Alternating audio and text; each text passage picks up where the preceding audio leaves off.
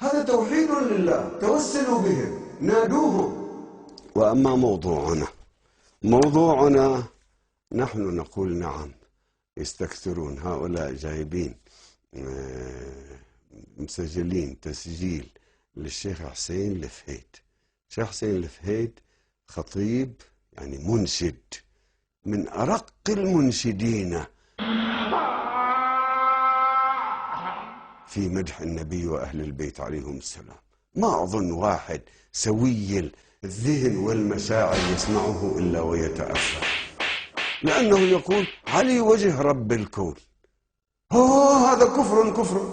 ويجيبون هذا، وبعدين يجيبون يقول يا علي يا علي يا علي يا علي يا علي يا علي، شيعتك من شدة، الله يا علي. أقول يا علي، أنادي يا علي، أستغيث يا علي، أطلب منك، أتوسل بك يا علي. وكله من ربي، كله من ربي.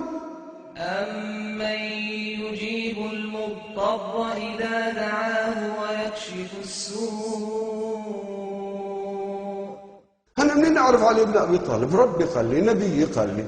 أإله مع الله.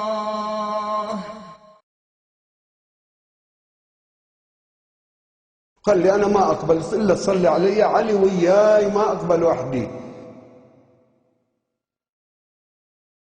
هلا يا أمير المؤمنين، شيعتك في محنة، في بلاء، وما عندنا ملجأ إلا أنت يا علي.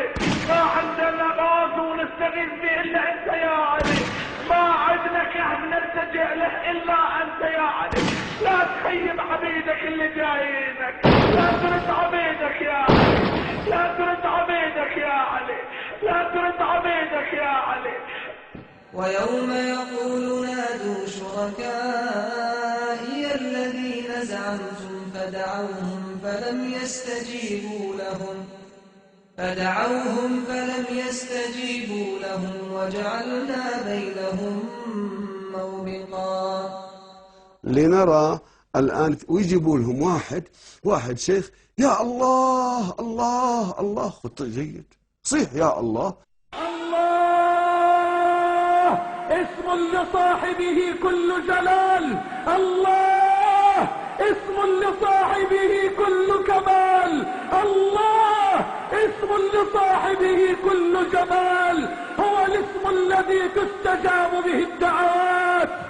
هذا يقول هذا توحيد يا علي، هذا شرك. لا، يا الله بلا يا علي شرك.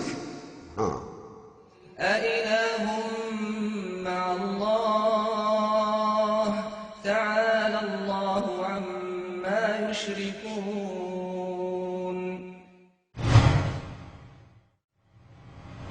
فعندما تذكر عليا فقد ذكرت الله سبحانه وتعالى، لما لا؟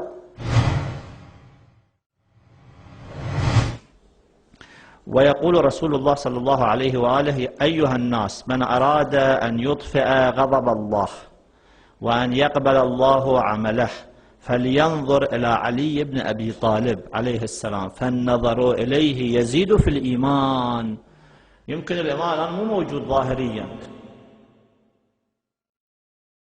لكن مرقده الشريف موجود. واحد ينظر إلى مجسم أو إلى صورة لمرقد أمير المؤمنين عليه السلام، أيضا له من الأجر ما له من الأجر. ينظر إلى اسم علي بن أبي طالب عليه السلام، هذا يزيد في الإيمان، وهكذا وهلم جرا.